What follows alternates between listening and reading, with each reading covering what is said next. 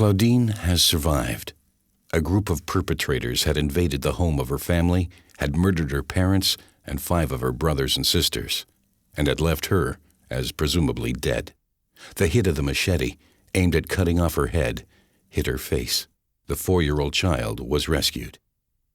She then came to an SOS village, and a donor was found who paid the necessary surgical operation.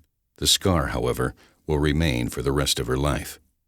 Today, Claudine dances and plays as all other girls of her age. But sometimes she appears to be absent, and also her feelings often change. She is traumatized. The psychic injuries have not yet healed.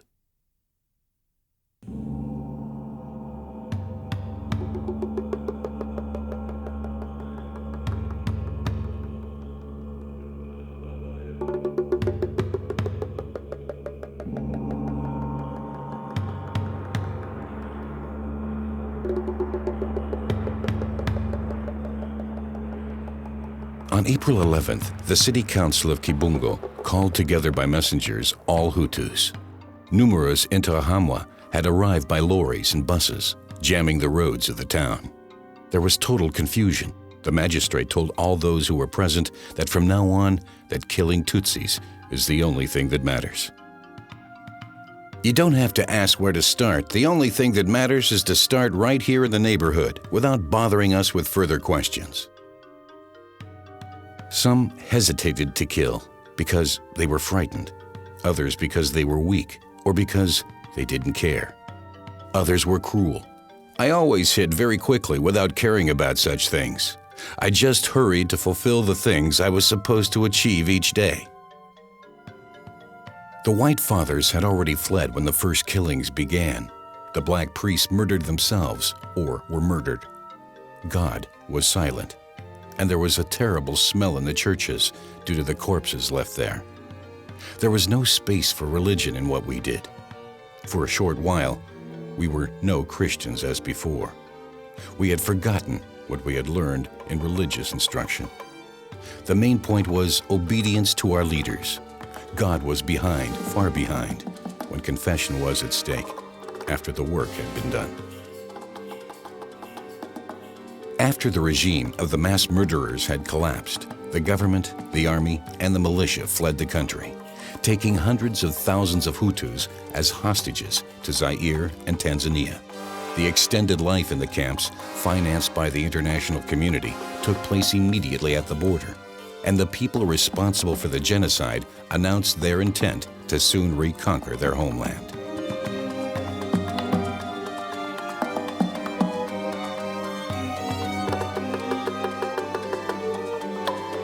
The landing strip at Goma Airport passes through a sea of small campfires.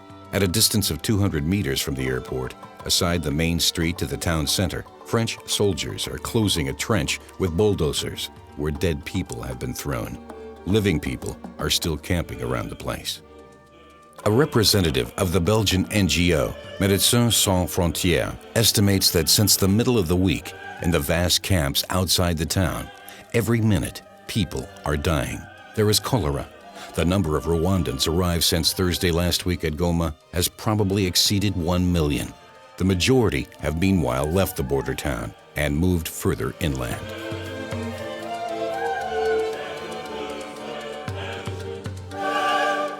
Even in town, there are hundreds of dead, lying at the side of virtually every street, often since days, swollen, the head perhaps under a piece of wrapping paper.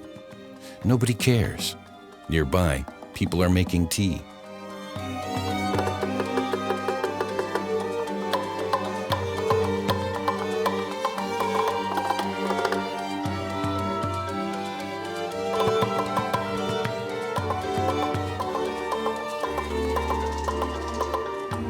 Beginning of November 1996, the Congolese rebels, led by Laurent Kabila, have taken Goma. At least 750,000 Rwandans, who have lived since 1994 in camps around Goma and Bukavu, are cramped in a lava plain in and around Magunga camp, about 16 kilometers west of the Rwandan border. Rwanda's new army has abolished the camps in Zaire. An almost endless stream of people who fled or were expelled in 1994 returned to Rwanda, among them countless people directly involved in the genocide. Within 4 days, 600,000 people passed the borderline from Goma to Gisenyi, about 12,000 every hour. They bring with them what they can carry. For many of them, the march takes 5 days. Several 100,000 advance deeper into Zaire, among them the leaders of the mass murderers regime and its armed forces.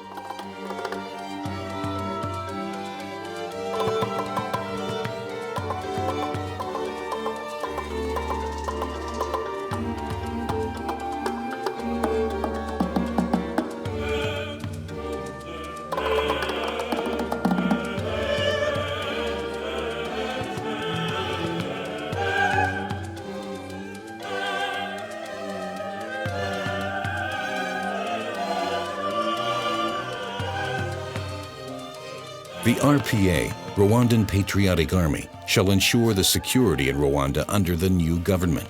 Even Hutus were forced to serve under the command of Tutsi officers. The RPA chases their enemy 1,500 kilometers, all the way to Kinshasa, the capital of Zaire.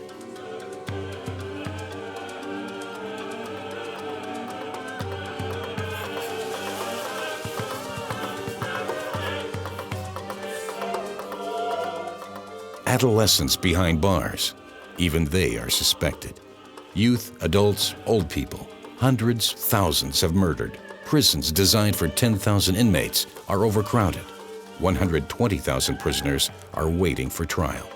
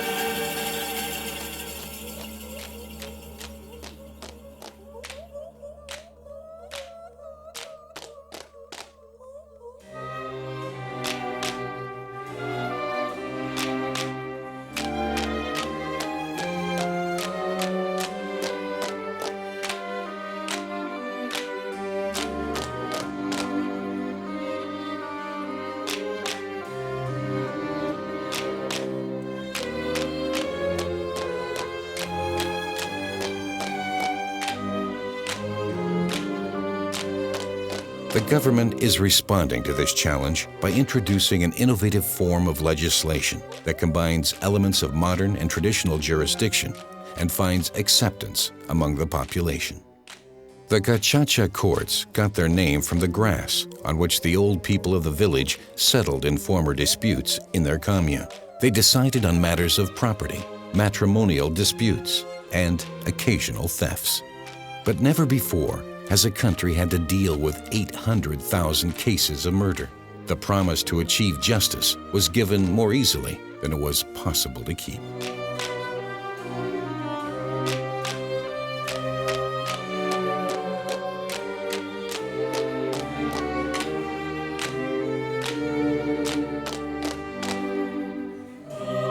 In the first 3 years after the genocide, I was overtaken by feelings of hatred and revenge whenever I returned to my hamlet where I grew up and lived.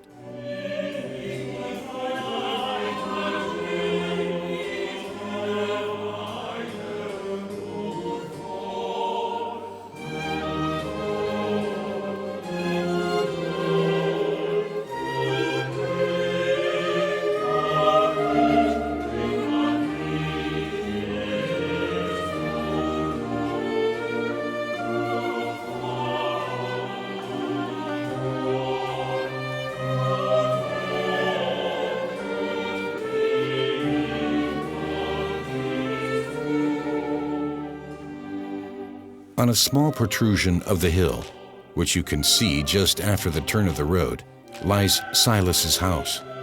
We went to school together and shared salt, for us a sign of a good neighborhood.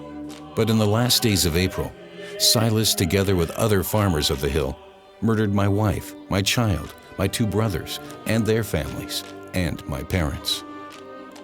I started to work in despair. Today, I'm a trader in agricultural goods. I have married again. Today, I have 2 small children. What will I tell them one day about the death of their grandparents? Silas left prison some months ago. I have seen him in front of his house. This year, he will be judged by the Gacaca court. Silas will ask for a pardon. I have a new family now, new objectives for my life. I have overcome the horrible things that have happened. Does this mean to forgive? For the mouth, it's easy to say, I forgive. But the heart is behind.